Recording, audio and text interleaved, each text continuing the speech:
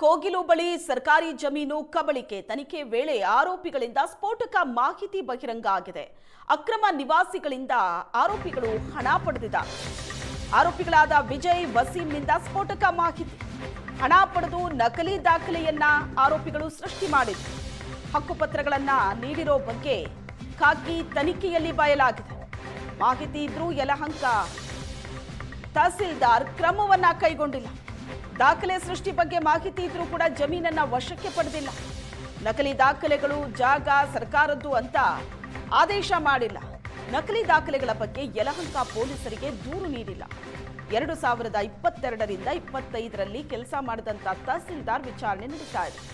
ಸಾಕ್ಷ್ಯಾಧಾರಗಳ ಮೇಲೆ ವಿಚಾರಣೆ ನಡೆಸೋದಕ್ಕೆ ಪೊಲೀಸರು ಸಿದ್ಧತೆ ನಡೆಸಿದ್ದಾರೆ. ಯಲಹಂಕ ಕೋಗಿಲು ಬಳಿ ಸರ್ಕಾರಿ ಜಮೀನು ಕಬಳಿಕೆ ಏನಾಯಿತು?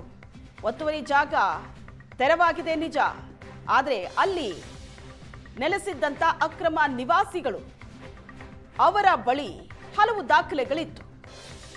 ಈ ದಾಖಲೆಗಳು ಯಾರು ಮಾಡಿಕೊಟ್ರು? ಹಣ ಪಡೆದು ನಕಲಿ ದಾಖಲೆಯನ್ನ ಆರೋಪಿಗಳು ಸೃಷ್ಟಿ ಮಾಡಿದ್ದಾರೆ.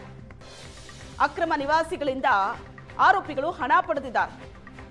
ವಿಜಯ್ ವಸೀಂ, ಆರೋಪಿಗಳಾದ ವಿಜಯ್ ವಸೀಂನಿಂದ ಸ್ಫೋಟಕ ಮಾಹಿತಿ ಹೊರಬಿದ್ದಿದೆ. ಹಕ್ಕುಪತ್ರಗಳ ನೀಡಿರೋ ಬಗ್ಗೆ ಖಾಕಿ ತನಿಖೆಯಲ್ಲಿ ಬಯಲಾಗಿದೆ. ಆದರೆ ಇದೆಲ್ಲದರ ಬಗ್ಗೆ ಮಾಹಿತಿ ಇದ್ರೂ ಕೂಡ ಯಲಹಂಕ ತಹಸೀಲ್ದಾರ್ ಕ್ರಮ ಕೈಗೊಂಡಿಲ್ಲ.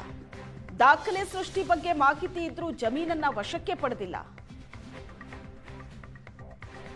ನಕಲಿ ದಾಖಲೆಗಳು ಜಾಗ ಸರ್ಕಾರದ್ದು ಅಂತ ಆದೇಶ ಮಾಡಿಲ್ಲ. ಇಷ್ಟೆಲ್ಲ ಮಾಹಿತಿ ಇದ್ರೂ ತಹಸೀಲ್ದಾರ್ ಯಾಕೆ ಕ್ರಮ ತಗೊಂಡಿಲ್ಲ? ಯಲಹಂಕ ಪೊಲೀಸರಿಗೆ ನಕಲಿ ದಾಖಲೆಗಳ ಬಗ್ಗೆ ಯಾಕೆ ದೂರನ್ನ ನೀಡಿಲ್ಲ? 2022ರಿಂದ 25ರಲ್ಲಿ ಕೆಲಸ ಮಾಡಿದಂತಹ ತಹಸೀಲ್ದಾರ್ ವಿಚಾರಣೆ ನಡೆಸೋದಕ್ಕೆ ಪೊಲೀಸರು ಸಿದ್ಧತೆ ನಡೆಸಿದ್ದಾರೆ.